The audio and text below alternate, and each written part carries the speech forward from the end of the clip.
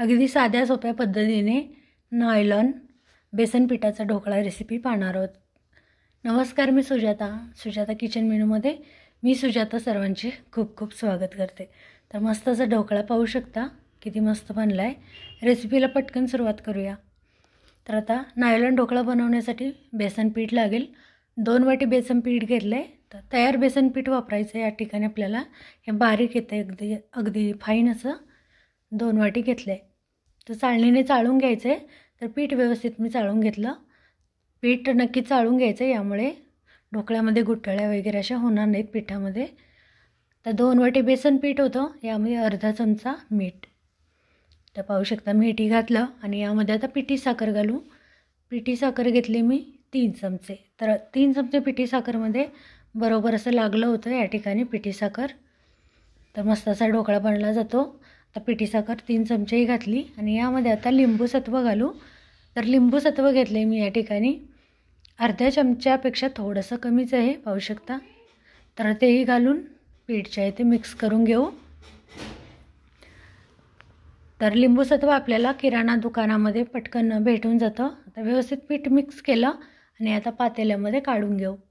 पातेल्यामध्ये mix करायला बरं पडेल बॅटर बनवायला। तर 2 वाटी बेसन होतं, त्यामध्ये 1 वाटी पाणी घातलं। तर जेवढं आपलं पीठ असेल त्याच्या निम्मं पाणी घ्यायचं आहे। तर पुन्हा 1 चमचाभर पाणी घातल्याने व्यवस्थित पीठ मिक्स केलं। तर यामध्ये आपल्याला तेल घालायचं आहे। तर तेल या ठिकाणी मी 2 चमचे वापरले। जास्तीत जास्त 3 चमचे तेल घालू शकतो आपण यामध्ये, त्यापेक्षा जास्त घालायचं नाही। तर 2 वाटी बेसनला या ठिकाणी मी 2 चमचे तेल घातले, 3 चमचे घातलं तरी चालेल। आणि आता मिक्स करून घेतलं। तर आता बाजूला ठेवून देऊ। खूप जास्त घाई असेल तर नाही ठेवलं तरी पण चालेल, पण आता या ठिकाणी मी पीठ बाजूला ठेवून दिलं। पाहू शकता व्यवस्थित मिक्स करून, खूप जास्त पातळ नाही घट्ट नाही असं बॅटर बनलं गेले। तर या ठिकाणी माझ्याजवळ एक केक टीन होती, तुमच्याजवळ जे पातेलं असेल तर घ्या। याला तेल लावलं, तर थोडंसं वरपर्यंत तेल लावून घेतलं, म्हणजे ढोकळा कसं फुगतो आणि मग तो चिकटला जाणार नाही, व्यवस्थित निघायला मदत होईल। आता मोठं पातेलं घेतलं, खाली पाणी घातलं आणि यामध्ये डब्बा किंवा वाटी ठेवायची, त्यामध्येही पाणी घालून आपलं हे पातेलं आहे ते पूर्ण झाकलं जाईल। असं मोठं पातेलं घेऊन यामध्ये पाहू शकता असं आपल्याला वाफवून घ्यायचं आहे ढोकळा। तर आता या ठिकाणी गॅस मी चालू करून घेतलं होतं, म्हणजे कसं पाणी आपल्याला उकळी येईल यासाठी। आता या ठिकाणी बॅटर पाहू शकता हलकंसं घट्ट झालं आहे। आता यामध्ये शेवटी खाण्याचा सोडा अर्धा चमचा घेतला आहे, अर्ध्या चमच्यापेक्षा थोडासा कमी घेतला आहे, खूप जास्त नाही घ्यायचा। आता यावर 1 चमचाभर पाणी घातलं आणि मिक्स करून घेऊ।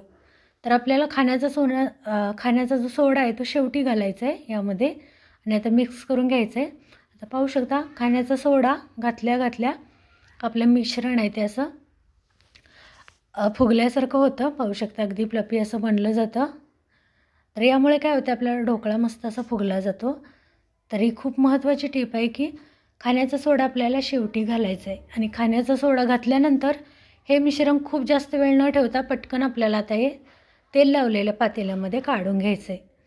तर मिक्स तर झालं होतं, तर या ठिकाणी आता पातेला पण बाजूला काढून त्यामध्ये घातलं तरी चालेल, पण या ठिकाणी मी असंच यामध्ये घालून घेतले, पाहू शकता। जर आपण हे मिश्रण खूप जास्त वेळ आधीच सोडा घालून ठेवला आणि ठेवून दिलं तर आपला ढोकळा अजिबात फुगणार नाही।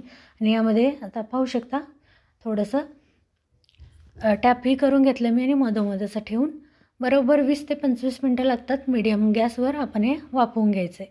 20-25 मिनटामध्ये मस्त असं जाळीदार ढोकळा बनला होता।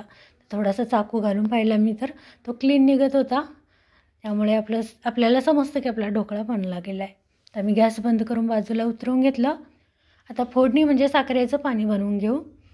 यासाठी 1 चमचाभर तेलामध्ये मोहरी घातली, अर्धा चमचा हिरव्या मिरच्या 4-5 आणि 1 वाटी पाणी। 1 वाटी साखरेचं पाणी पुरेसं आहे आपल्याला 2 वाटी बेसन पिठाच्या ढोकळ्यासाठी। तर यामध्ये 2 चमचे साखर आणि 1 पाव चमचाभर मीठ घातले। आता तेही घालून व्यवस्थित मिक्स करून या पाण्याला 1 उकळी काढून घेऊ। तर खूप जास्त वेळ पाणी न आटवता या पाण्याला 1 उकळी आली म्हणजे गॅस बंद करून घ्यायचा आहे। तर पाहू शकता या ठिकाणी उकळी आली म्हणजे मी गॅसही बंद केला आहे। आता हे गरम पाणी तयार ढोकळ्यावर न घालता हे पाणी थोडंसं गार करून घेऊ आणि ढोकळाही थोडा गार झाला आहे, बाजूने कडा सुटल्या गेलेत, तर असं मी ताटामध्ये काढून घेते, पाहू शकता।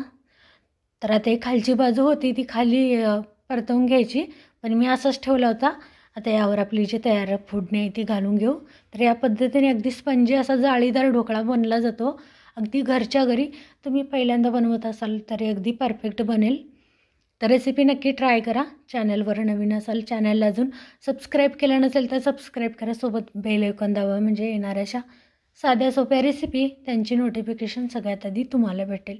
आता तयार फोडणी थोडी गार झाली होती तर मी इथं घालून घेते. तर फोडणीमध्ये आपल्याला थोडा कढीपत्ता आणि हिंग एक चिमूटवरही घालायचं आहे. यामुळे आपली फोडणी अशी खमंग बनते, पाहू शकता. त्या ठिकाणी साखरेचं पाणी पूर्ण घालून घ्यायचं याच्यावर, म्हणजे आपला ढोकळा असा सुका सुका आपल्याला लागणार नाही. तर या ठिकाणी मी फोडणी व्यवस्थित घालून घेतली आणि आता आपण यावर कोथिंबीरही घालू. तर कोथिंबीर अगदी बारीक अशी चिरून घेतली आणि तीही घालू.